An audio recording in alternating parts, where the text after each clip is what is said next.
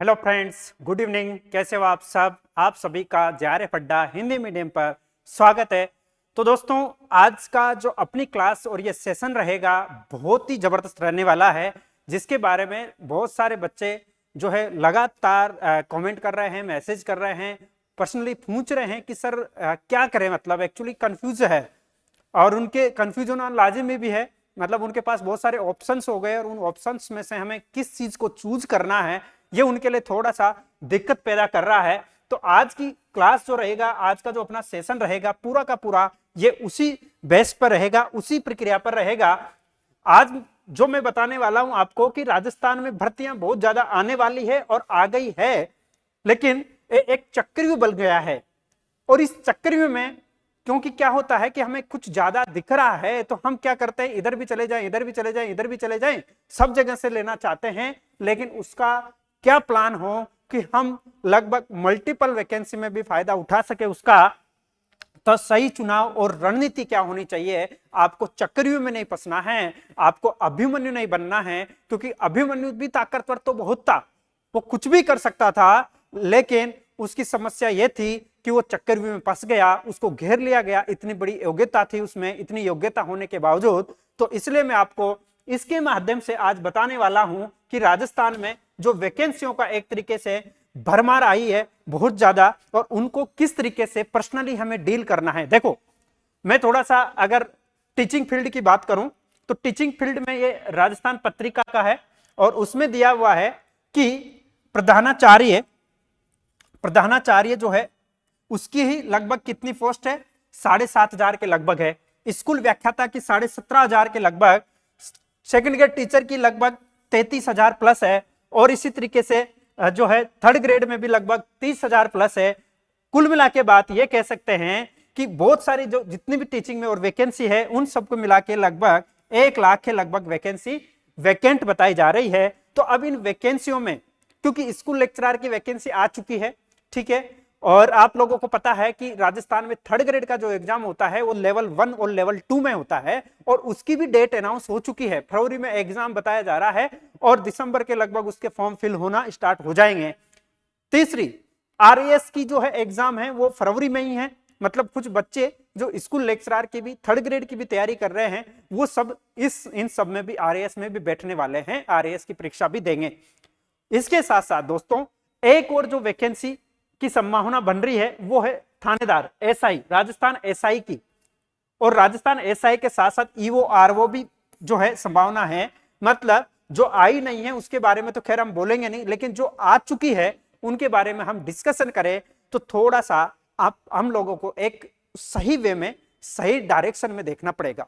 हम किस तरीके से एग्जाम को एक साथ क्रैक कर सकते हैं। सबसे पहले तो दोस्तों आप सभी लोग जो भी फर्स्ट ग्रेड में बैठेंगे, सेकंड ग्रेड में बैठेंगे और थर्ड ग्रेड में भी जो बैठेंगे ना, वो मतलब आरएएस के भी एलिजिबल है, साथ में ईओ आरओ के लिए भी एलिजिबल हो जाते हैं। ये चीज तो आप सब भी जानते हैं। अब क्या होता है कि फर्स्ट ग्रेड की वैकेंसी की हम बात करते हैं, शुरुआत यहीं से करते हैं। फर्स्ट ग्रेड की वैकेंसी में सीटों की संख्या की बात करें, सीटों की संख्या की हिसाब से अगर हम बात करें तो काफी कम है। मतलब देखने के बाद में काफी डिसअपॉइंट होते हैं, जो तैयारी करने वाले बच्चे थे काफी अच्छे से वो भी डिसअपॉइंट हुए हैं। वैसे भी क्योंकि इतनी सारी सीटें खाली होने के बावजूद काफी कम पदों पर वैकेंसी आई है, बढ़ने की संभावना है, लेकिन फिलहाल के लिए 2200 की ही सीटें हैं।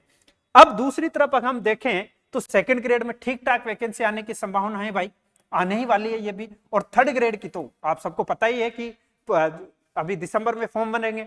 तो भाई हमें क्या करना चाहिए जिससे हमें गवर्नमेंट जॉब मिले। ठीक है भाई, हमारा पर्पज यही होता है कि हमें गवर्नमेंट जॉब मिले और वो मल्टीपल भी मिल जाए, मतलब एक से अधिक अगर हमें मिल जाती है तो और भी बेहतर बात है, बहुत अच्छी बात है। लेकिन उसके लिए हमें एक प्लान तैयार करना पड़ेगा कि किस तरीके से हम इन सभी एग्जामों में फंसने की बजाय, मतलब इसमें भी चले जाए, इसमें भी चले जाए, इसमें भी चले जाए, सभी में मतलब बजाय हम एक से अधिक एग्जाम पास कर पाए। तो दोस्तों जैसा कि मेरा सजेशन रहेगा आप सबको, है ना, और आप लोग भी अपने स्तर पर, क्योंकि आप खुद को दुनिया से बेहतर जानते हो, है ना। खुद का पता खुद को होता है कि आप किस तरीके से काम कर सकते हो, आपकी स्ट्रेंथ का आपको पता है, आपकी स्टडी का आपको पता है, और आप किस सेक्टर में या फिर आप जिस भी जैसे फर्स्ट ग्रेड आरएएस या किसी को भी जो पढ़ना चाहते हो उनमें आप क्या मजबूती से कर सकते हो, ये चीज आप खुद को पता होती है वैसे। लेकिन जो मेरा एक बताने का पर्पज रहेगा वो मैं थोड़ा सा एक गाइडेंस रहेगी, एडवाइस रहेगी, आप किस डायरेक्शन में जा सकते हो। क्योंकि बहुत सारे बच्चों ने मेरे पास में कॉल भी किए, बताएं, तो मेरे को बताना पड़ रहा है कि क्योंकि बताना जरूरी भी है, बहुत सारी ऐसी कंफ्यूजन पैदा हो जाती है। तो देखते हैं, देखो आरएएस का जो सिलेबस है और फर्स्ट ग्रेड का जो सिलेबस है, ठीक है, और सेकंड ग्रेड का जो सिलेबस है पेपर फर्स्ट का, ठीक है, ये लगभग सेम ही है।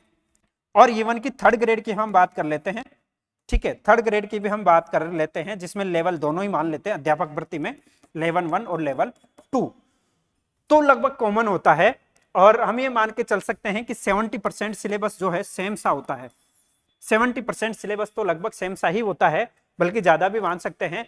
और हम सही डायरेक्शन में तैयारी करें तो इन तीनों एग्जामों को पास करते हैं। आरएएस प्री भी आप पास करते हो, फर्स्ट ग्रेड का फर्स्ट पेपर भी बहुत अच्छा तैयार हो सकता है, सेकंड ग्रेड का फर्स्ट पेपर भी अच्छा तैयार हो सकता है, और ये भी अच्छे से तैयार हो सकता है। रीट की हम बात करें, अगर रीट की बात करेंगे यहाँ पे थर्ड ग्रेड में रीट की बात करेंगे हम, है ना, रीट क्योंकि एग्जाम है, क्वालिफाई होना बहुत जरूरी है। लेकिन दोस्तों आपके माइंड में ये होना चाहिए कि हमें जॉब क्या मिले, भाई जॉब टारगेट रहनी चाहिए, हमें एग्जाम पास नहीं करने, आरएएस प्री पास करने से थोड़ी जॉब मिल रही है, या फिर फर्स्ट पेपर में ही अच्छे नंबर आ जाने से जॉब नहीं मिल रही है। फर्स्ट ग्रेड का सब्जेक्ट पेपर भी होता है एक, ठीक है, सब्जेक्ट का भी पेपर होता है, साथ में इसका भी सेकंड ग्रेड का भी सब्जेक्ट का पेपर होता है, और वो बड़े लेंथी पेपर होते हैं, इनको हमें पढ़ना है। तो इसका पढ़ने के लिए हमें प्रॉपर उन सब्जेक्ट को भी टाइम देना पड़ेगा, और सब्जेक्ट को टाइम देने के लिए हमारे पास में इन सबको आरएएस के तो चलो तैयारी हो जाएगी, लेकिन मेंस की इन सब की तैयारी नहीं हो पाती है। हमारे दिमाग में ये फिक्स रहना चाहिए कि हम अगर बेरोजगार है, रोजगार कैसे लेना है, एग्जाम कैसे पास करना है, तो उसके लिए एक सॉलिड जो अपनी स्ट्रॉन्ग है, जो अपना मतलब एक कह सकते हैं कि मेरा ये रहता है कि भाई मैं इस पे पॉजिटिव रहता हूं या इस काम को मैं बहुत बेहतर ढंग से कर सकता हूं, तो उसी को काम करना चाहिए। जैसे कि बहुत सारे बच्चे थर्ड ग्रेड की तैयारी कर रहे हैं, अब थर्ड ग्रेड की तैयारी के दौरान बहुत सारे बच्चे फर्स्ट ग्रेड के लिए भी एलिजिबल है, फॉर्म भी डालेंगे वो, लेकिन क्योंकि सीटें तो कम है, साथ ही साथ में ये भी है कि भाई यार मैं दे लूं इस एग्जाम को, क्योंकि उन्होंने अच्छी तैयारी की हुई है। मान लो कुछ बच्चे ऐसे हैं जिन्होंने अच्छी तैयारी है, और कुछ है जो बिगिनर्स है, जो स्टार्ट करना चाहते हैं, माइंड में उनका फर्स्ट ग्रेड था, तो उनको भी मैं यही सजेशन दूंगा भाई खुद को एनालिसिस कर ले, देन उसके बाद में आप ज्यादा अगर कोशिश करें तो थर्ड ग्रेड में ही कोशिश करें या फिर सेकंड ग्रेड में करें, जहां तक मेरे समझ में है। क्योंकि फर्स्ट ग्रेड में सीटें वैसे तो कम है, हालांकि बढ़ेगी तब की बात है, तब आप अपना हिसाब से देख सकते हैं अगर आपकी तैयारी अच्छी है तो। लेकिन क्योंकि अपन को जॉब लेनी है, तो इन दो फर्स्ट सेकंड ग्रेड और थर्ड ग्रेड को हमें थोड़ा सा ध्यान में देना चाहिए। फर्स्ट ग्रेड के लिए हमें इसलिए ध्यान देना चाहिए कि जैसे कुछ बच्चे लास्ट टाइम के मैं बहुत अच्छी तैयारी करी, और या फिर उसके इर्द गिर्द वो बहुत समय तक तैयारी कर रहे हैं, जैसे कुछ बच्चे नेट की भी तैयारी करते रहते हैं, नेट जैसे अभी जैसे जून वाला नेट का रिजल्ट आया, बहुत अच्छी तैयारी थी बहुत सारे बच्चों की, तो वो बच्चे है ना फर्स्ट ग्रेड को फोकस में रखें, क्योंकि उनका सब्जेक्ट ऑलरेडी तैयार है, फर्स्ट पेपर भी लगभग तैयारी है, और कुछ चीजें ही पढ़नी है उन्हें, लगभग ज्यादा नहीं माने तो भी 30-40% पढ़ना है, अगर ठीक ठाक ढंग से तो वो कर सकते हैं इसको। और फिर क्योंकि एक पॉसिबिलिटी है कि वो फर्स्ट पेपर को के साथ साथ में इन दूसरे एग्जामों के पेपर को भी वो क्रैक करने की कैपेबिलिटी रखते हैं, वो इसलिए कैपेबिलिटी रखते हैं क्योंकि उन्होंने इतना पढ़ लिया है। तो आपको जो मैंने एक थंबनेल लेके आया हूं कि ये जो भरमार है इसके चक्कर में फंसना नहीं है, बल्कि प्रत्येक का अलग अलग तरीके से सॉर्ट आउट एक समाधान करना है। सपोज कि मैं बात कर लेता हूं, थोड़ा सा माप तोल के ही करूंगा, आरएएस फर्स्ट ग्रेड, ठीक है, और सेकंड ग्रेड, अगर सेकंड ग्रेड की वैकेंसी आ जाती है, क्योंकि तैयारी तो हम करेंगे ही, ठीक है, तो इसमें क्या करेंगे, इन तीनों की तैयारी एक साथ कर सकते हैं, एक साथ कर सकते हैं फर्स्ट पेपर को ध्यान में रखते हुए। लेकिन फर्स्ट पेपर को ध्यान में रखते हुए फर्स्ट पेपर केवल एक ही बार पढ़ना है। हाँ, ये जरूर है कि भाई इसका साइकोलॉजी है, जैसे साइकोलॉजी ये तो पढ़नी ही पड़ेगी भाई, मैं यही तो कह रहा हूं कि लगभग 70% तो सेम है, लेकिन 30% तो ऊपर नीचे होगा, और जो आपको लेके चलना पड़ेगा। इसी तरीके से सेकंड ग्रेड में भी होगा। लेकिन लेकिन एक चीज ध्यान रखनी पड़ेगी हमें यहाँ पे कि जिनकी अच्छी तैयारी है उनको यह भी ध्यान रखना पड़ेगा कि कहीं ना कहीं इसके चक्कर में दूसरे एग्जाम में हमारा नुकसान नहीं हो जाए, इसलिए सब्जेक्ट को भी प्रॉपर ध्यान रखना है। मतलब हमें जो है जिस वैकेंसी में हम सिलेक्शन चाहते हैं, जिस भी वैकेंसी में, ये मैं नहीं कहता कि आप किसमें चाहते हैं, लेकिन जिस भी वैकेंसी में सिलेक्शन चाहते हैं ज्यादातर टाइम जो है, ज्यादातर टाइम समय मतलब उसी को दे जिससे क्या होगा कि आपका जो सब्जेक्ट चल रहा है या फिर जो आप पढ़ रहे हो वो अच्छा पढ़ पाएंगे।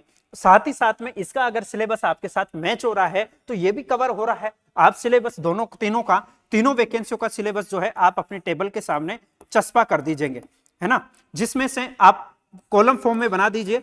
तीनों के कॉलम फॉर्म बना करके आपको जो मेन टारगेट है वो तो ध्यान रखना है, सबसे इंपॉर्टेंट आपका मेन टारगेट क्या है उसको ध्यान में रखना है।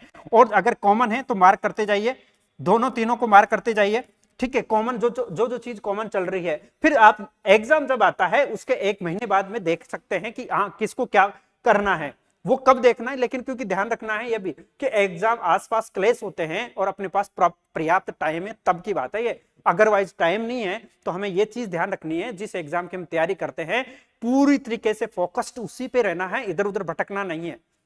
अगर मैं बता रहा हूं, अगर हम चाहते हैं कि एक साथ इन एग्जाम को भी क्रैक कर पाए तो ये प्लान ज्यादा सॉलिड होता है, जैसे कि मैं करता था, मतलब अभी भी करता ही हूं, तो वो थोड़ा सा ज्यादा ठीक है, मेरे को ज्यादा सही लगता है, क्योंकि एक साथ 2-3 एग्जामों को हम पास कर सकते हैं।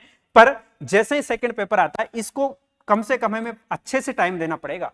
ये फर्स्ट पेपर हो गया, फर्स्ट पेपर के माध्यम से हमें सब चीजें चल रही। सेकंड पेपर जैसे फर्स्ट ग्रेड मान लो हिस्ट्री है या फिर ज्योग्राफी है, पॉलिटी है, तो इसको हमें पर्याप्त टाइम देना पड़ेगा भाई साहब, इसको नहीं छोड़ सकते। फिर अगर हम फर्स्ट ग्रेड की तैयारी कर रहे हैं तो अगर छोड़ दिया तो फिर ये तो ये फर्स्ट पेपर की वजह से तो सिलेक्शन होने से रहा, है ना। तो हमें इन चीजों को ध्यान रखना पड़ेगा, कुछ पॉइंट्स हमें बाहर निकालने पड़ेंगे और उन पर काम करना ही पड़ेगा। सेकंड ग्रेड में भी जैसे मान लो एसएसटी के हैं, हिंदी के हैं, या फिर किसी और सब्जेक्ट के भी है, इंग्लिश के हो गए, लिटरेचर जैसे, तो लैंग्वेज वाले तो लैंग्वेज की तैयारी कर ही सकते हैं, लेकिन वो इधर आरएएस के लिए थोड़ा सा उनके लिए टफ हो जाता है। एसएसटी वालों के लिए आरएएस या फर्स्ट ग्रेड जो है ठीक हो जाता है। मतलब लैंग्वेज वाले तो फर्स्ट ग्रेड के या सेकंड ग्रेड की लगभग सेम सिलेबस हो सकता है, कॉमन तैयारी कर सकते हैं टीचिंग एग्जामों की, तो लेकिन आरएएस में नहीं जा सकते। आरएएस को मतलब मैं तो ये मानता हूं कि जो अगर टीचिंग की तैयारी कर रहे हो, आपको जॉब चाहिए, तो प्री तो निकल जाएगा, कोई दिक्कत नहीं, इसके साथ ही निकल जाएगा वो, तो उसमें इतना फोकस मत करिए। फर्स्ट ग्रेड पर फोकस कर दीजिए, अगर उसकी तैयारी कर रहे हो तो सेकंड ग्रेड थर्ड ग्रेड इनको ही फोकस में रख करके सेम सिलेबस को उठा करके साथ में बहुत बेहतरीन तरीके से तैयारी शुरू कर दीजिए दोस्तों। और कंफ्यूज नहीं होना है बिल्कुल भी कि इसमें जाना है, इसमें जाना है, इसमें जाना है। देखो बिल्कुल आप अगर ऐसा करते हो तो नुकसान हो जाता है। तो जिनका भी बीएड है और टीचर की तैयारी कर रहे हैं, ठीक है, तो उनके लिए ये ज्यादा ठीक है। अब जो बंदे जो लड़के जैसे कि फाइनल ईयर में है, फाइनल में है मतलब बीएड के में, ठीक है, बीएड के फाइनल में है, तो वो लोगों के पास में 2 ऑप्शन होते हैं, एक तो सेकंड ग्रेड है, सेकंड ग्रेड, और एक थर्ड ग्रेड, ठीक है। अब इनमें उनको क्या करना चाहिए, वैकेंसी अपने पास में रीट है तो भाई साहब रीट पे ही फोकस करो, फिलहाल रीट पर ही फोकस करो, जबरदस्त तरीके से रीट निकालनी है हमें। रीट निकलने के बाद दिमाग में यही नहीं रहना चाहिए, मेंस का भी दिमाग में रहना चाहिए। अपन तैयारी उस तरीके से करनी है, रीट की तैयारी को मेंस के का जो एग्जाम होता है रीट का, उसको सोचते हुए हमें तैयारी करनी है। अगर ऐसा हम कर पाते हैं तो ज्यादा हमारे लिए फायदेमंद होगी। अगर हम सेकंड ग्रेड में पढ़ते हैं तो सेकंड ग्रेड में क्या है ना, थोड़ा सा सब्जेक्ट वाइज चेंजेस रहता है।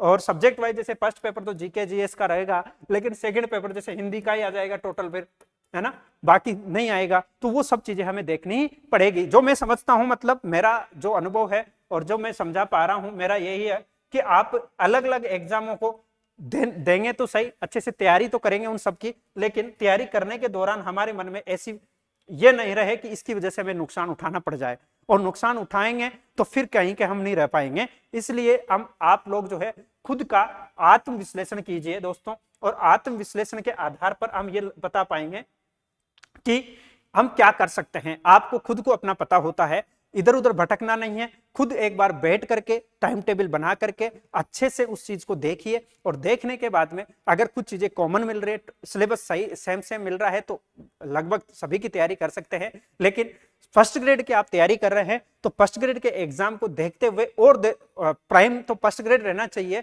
लेकिन अदर्स को आप सेकेंडरी के रूप में देख सकते हो कि ये भी मैं एग्जाम दूंगा, लेकिन अभी मैं जो देना चाह रहा हूं वो फर्स्ट ग्रेड है, और उसके साथ साथ अब सेकंड ग्रेड की फिर अच्छे से तैयारी करोगे जब बाद में आपको टाइम मिलता है, तो जिससे आपको अधिकतम ज्यादातर समय आपको फर्स्ट ग्रेड में अच्छे से तैयारी हो जाए, और वो उस तैयारी का फायदा आपको सेकंड ग्रेड में भी मिल पाए। और जैसे ही अगर आप सेकंड ग्रेड की तैयारी करते हैं तो सेकंड ग्रेड को फोकस में रखो, उसका फायदा हमें थर्ड ग्रेड में भी मिल जाए फिर, है ना।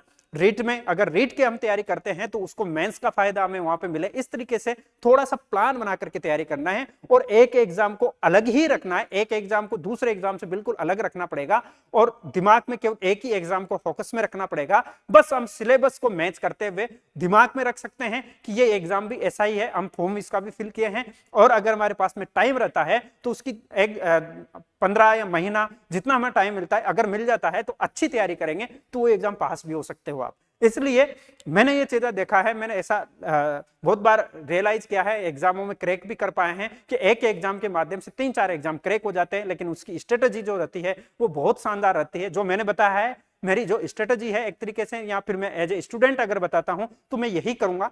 फोकस में एक चीज रहेगी क्योंकि सिलेक्शन उसमें ही लेना है, लेकिन हमें यह चीज ध्यान में रख सकते हैं कि अगर इसका एग्जाम हमें टाइम मिलता है तो हम इसको भी कर सकते हैं। इसके लिए उसका सिलेबस कौन कौन सा है उसको भी हमें सब चीजों को देख करके हमारे पास में रखते हुए तैयारी से के साथ में ढंग से टाइम दे करके करना है। तो दोस्तों, सेशन कैसा लगा आपको, और इससे संबंधित कोई भी क्वेरी है तो आप कमेंट में करके मुझे बता सकते हैं।